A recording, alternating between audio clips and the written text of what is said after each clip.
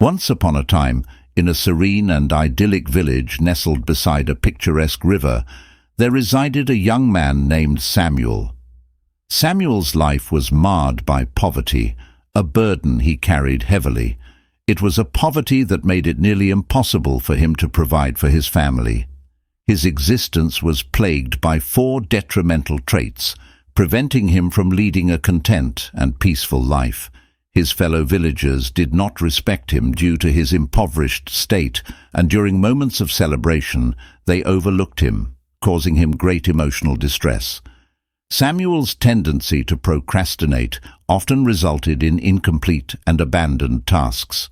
This laziness earned him the reputation of being the laziest person in the village. What could be accomplished in 2 days took Samuel 10, a testament to the extent of his procrastination. This habit of delaying and postponing was a significant reason for his poverty, as it hindered him from completing his tasks promptly.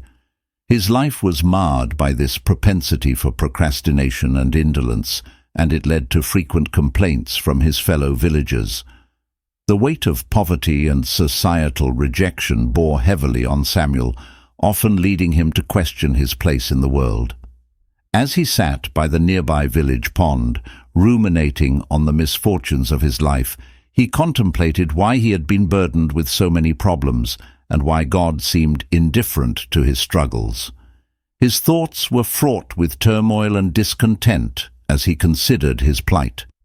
Amid his contemplation, a heavy downpour began, forcing him to seek refuge beneath the shelter of a grand banyan tree. To his surprise, he found himself among a group of villagers engaged in a spirited conversation about a wise and venerable sage residing in a secluded monastery nestled among the towering and nearly inaccessible mountains. Samuel overheard their discussion, which painted the Zen sage as profoundly wise, possessing an uncanny ability to discern the troubles of individuals with a mere glance. Samuel's determination was galvanized, and he resolved to seek the Zen sage for answers to his troubles, sufferings, and tribulations.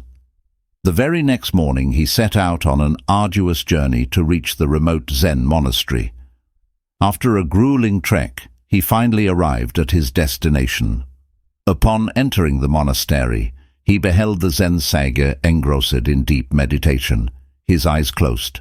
Exuding an aura of profound wisdom and enlightenment, Samuel began by bowing reverently to the sage, waiting for the moment when the master would open his eyes. When the sage finally opened his eyes and observed Samuel's somber and pitiable demeanor, he inquired, "What troubles you, my child?"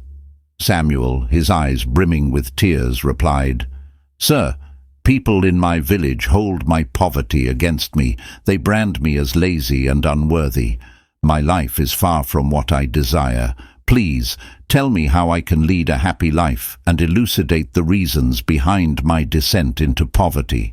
The Zen sage, perceiving the sincerity of Samuel's plea, offered his guidance. "My child," he began, "there exist 4 formidable adversaries, the culprits behind the downfall of a person, and I can perceive their presence in your life." Intrigued and eager to understand further, Samuel inquired about these 4 adversaries. The Zen sage continued, "I shall now unveil these 4 great foes of life. Listen closely. The first of these adversaries is procrastination. While taking short breaks during work is acceptable to regain energy, perpetually postponing tasks is detrimental. This habit of delay is permissible to an extent, but when tasks are postponed indefinitely, it is detrimental. The work remains uncompleted, and a pattern of avoidance takes root. The outcome is unhappiness and failure." The Zen sage went on to explain the second adversary. The second adversary is laziness, a quality that deprives one of both the present and the future. Lazy individuals may have grand aspirations, but their indolence serves as a barrier to realizing their ambitions. They tend to evade their responsibilities, leading to a loss of respect and opportunities. He continued, "The third adversary is haste. Those afflicted by hastiness rush through tasks without careful consideration, resulting in mistakes and regrets. Hasty actions often lead to incomplete or incorrect work. A hasty mind is an unobservant and inattentive one. Finally, the Zen sage imparted the wisdom about the fourth adversary. The fourth adversary is an unbridled mind, which can be the most destructive. If the mind controls you, it becomes your worst enemy. Conversely, if you have mastery over your mind, it becomes your greatest ally. To attain a peaceful and successful life, you must learn to harness your mind. Samuel was eager to gain the wisdom needed to overcome these adversaries. He understood the importance of conquering these negative traits in his life. The Zen sage emphasized the importance of conquering an unbridled mind. To conquer your mind, consider the practice of mindfulness meditation. This will help you not only in managing your unruly mind, but also in reducing the incessant stream of thoughts. Having shared these valuable lessons, the Zen sage returned to his meditation, and Samuel, having absorbed this wisdom, expressed his gratitude. He respectfully took his leave. In the months that followed, Samuel underwent a profound transformation.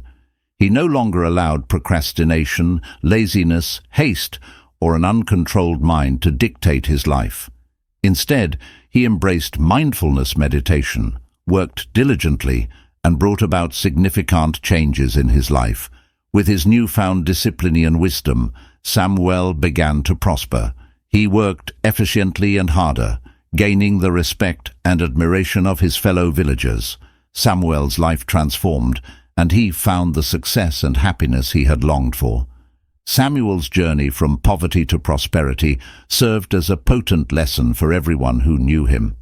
It demonstrated the profound influence of conquering the four adversaries: procrastination, laziness, haste, and an uncontrolled mind on one's life. His story inspired those around him to take charge of their own lives, to pursue their dreams of success and happiness with determination and wisdom, and to live a life free from the constraints of these negative traits.